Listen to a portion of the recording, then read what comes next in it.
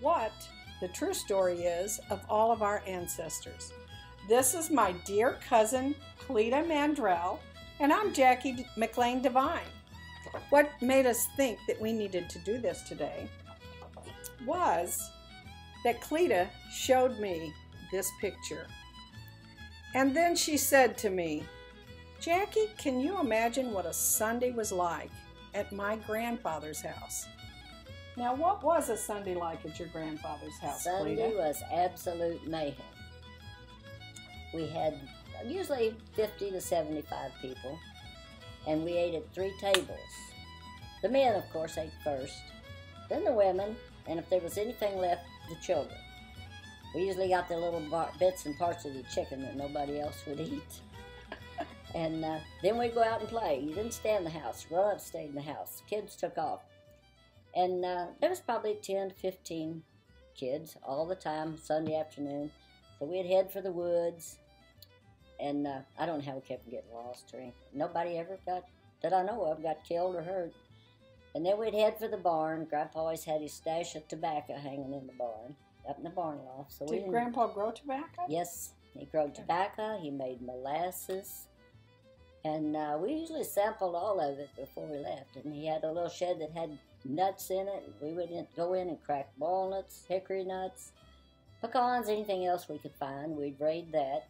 Then we'd go into the cellar. He had all these good things in his cellar. And your dad read. And we had quite a time. And my Aunt Mary said her job as a child would be to make 100 biscuits each morning. Now, can you imagine what you'd have to cook for this amount of people? Well, maybe someone watching this 10 years from now may not know this. How many children were in the family? Gosh. Were there, did you tell me 13? Oh, no. Brothers no. and sisters? Oh, 13 brothers and sisters, yeah. And all of their children. And all of them had children. And many of these people, I'm going to assume, if it was Sunday, had gone to McLain's chapel, Yeah. or where would they have gone to church? Well, or would they have let even me gone tell to you church? how they went to church. Grandpa Monroe, we call him Monroe, it's Bernie Monroe, he would stay home and he'd make pies. Now, if you've ever heard of a man in that day and time, this was the only one I ever heard of that made the pies. And Grandma would load all the kids onto the back of a wagon. The boys would harness the horses, and off they'd go to Sunday school, which is first. And then they'd go to church, and by that time, Grandpa would have his pies made, and he'd come riding in on his horse. And so they all got to go to church together, and they went home, usually taking a whole bunch of people from church with them, since they didn't have anybody to feed. They'd go pick up anybody else that needed a meal. So it was pretty much of a day. It was pretty much of a Thanksgiving dinner every Sunday. Every Sunday.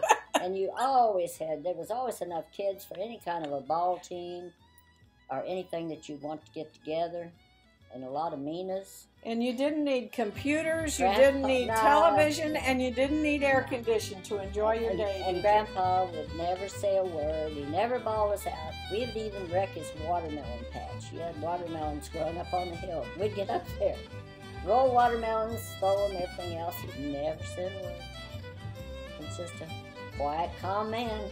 You had a delightful childhood, didn't you? Oh, I did. That was only on one side of the family, the McLain side. But we had a ball. All of us kids were so close. And it was really a time. Times I'll never forget. Well, this is the first of many stories that we will have. But thank you for listening.